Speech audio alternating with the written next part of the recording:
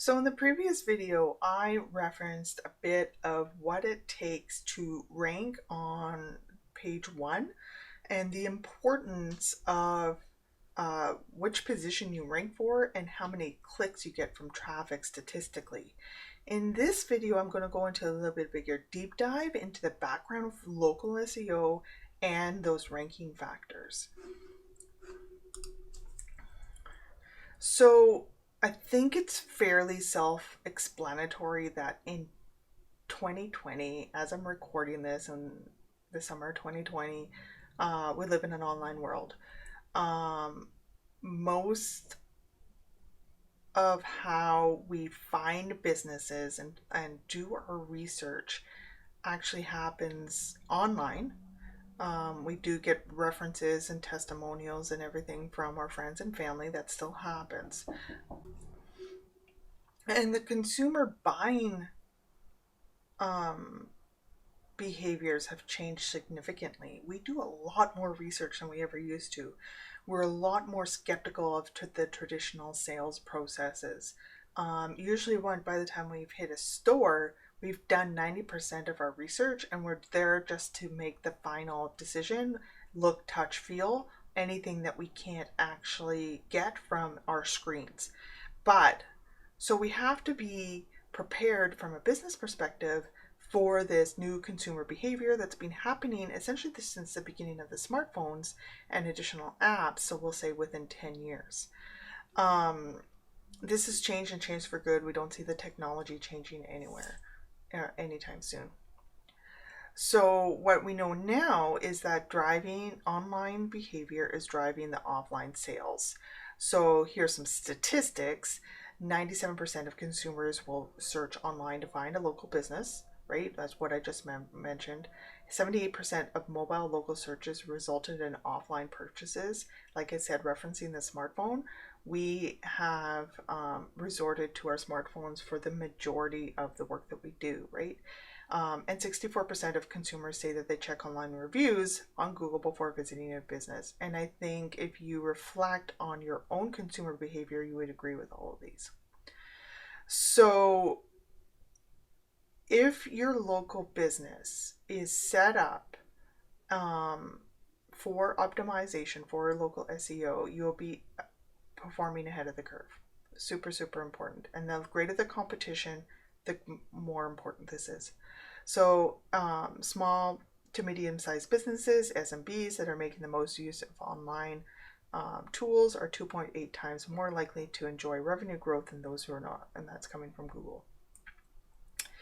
Failure to adapt to this is no longer an option. I live in a fairly small area. Many people don't have Google My Business, but it's coming to the point where you have to do this unless you have a storefront with high traffic. And in today's day and age, especially now in the COVID world, so many people are working from home. If you don't have Google My Business, they're not going to find you. So 70% of local businesses fail within their 10th year of business, and that's just a statistic that we've known, right? And I don't like the word that they use, fail. I would say close, because the business might be thriving, but it may not be a best fit for personal reasons, and I myself experienced that. So technically my first real business failed under this definition, but the truth is it no longer fit my family life and I shut it down. So I don't really like to use fail. So what we do here at Mirror-Based Marketing is help local businesses future-proof themselves by generating more leads from Google and Google search. So here's some case studies. PieCheck Law Firm is based in Missouri, Springfield, Missouri. They're a full-service law firm, but they wanted increasing competition.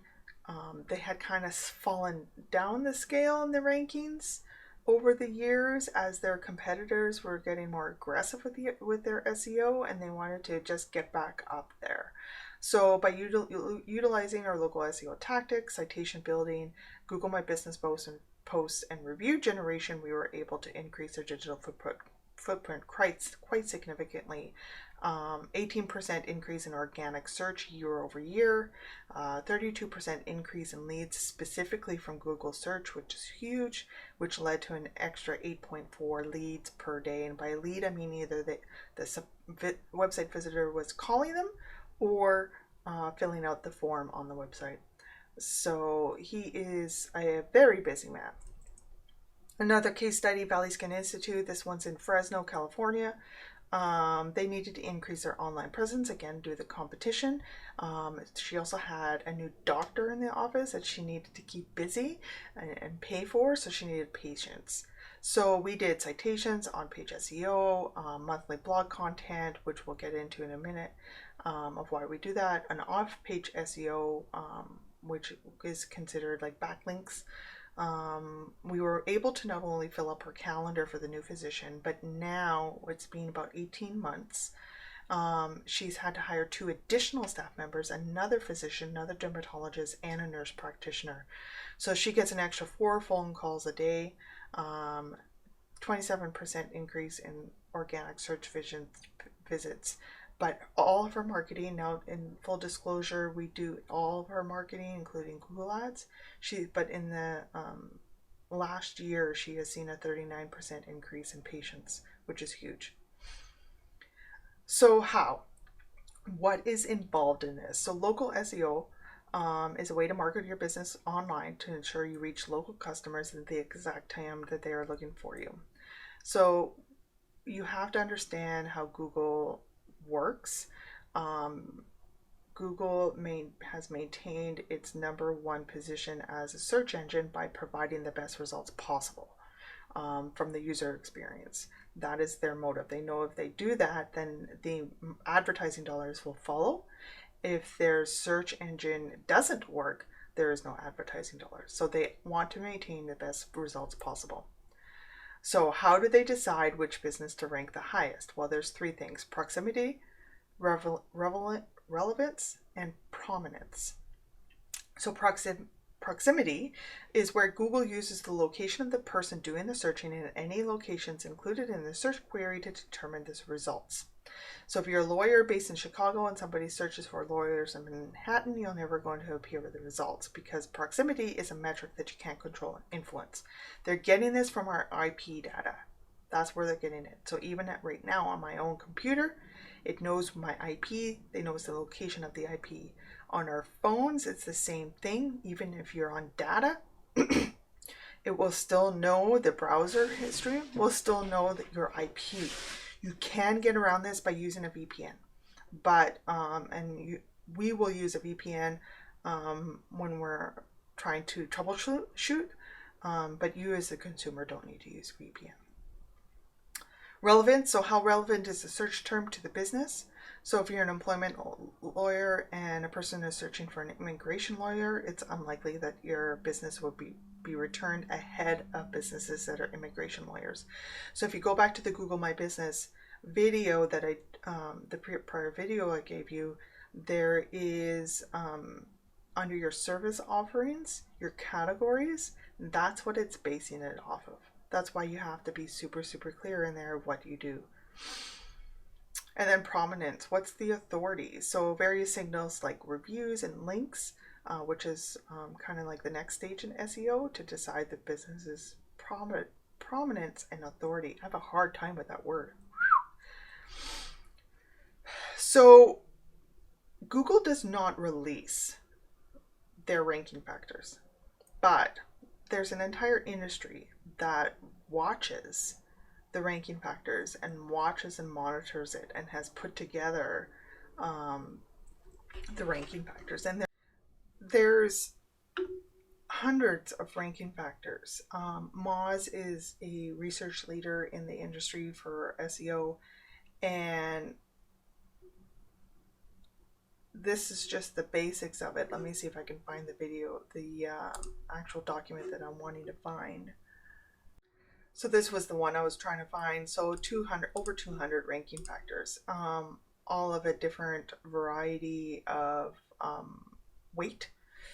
But this is what an SEO agency like ourselves, what my team specializes in, is knowing these ranking factors to get a page to rank. So there's a lot. So this is just showcasing the top 8. So Google My Business signals, link signals, review signals, on-page signals, citations, behavioral, blah, blah, blah, blah, in order to get you to rank. Again, I don't expect you to know this. I just want you to know that there are over 200 ranking factors that comes to having your website show up at the top of the page. That's for the local 3-pack, and then below the local 3-pack there's addition, it's slightly different based on the research. This research is coming from Bright Local, but it's the same principles.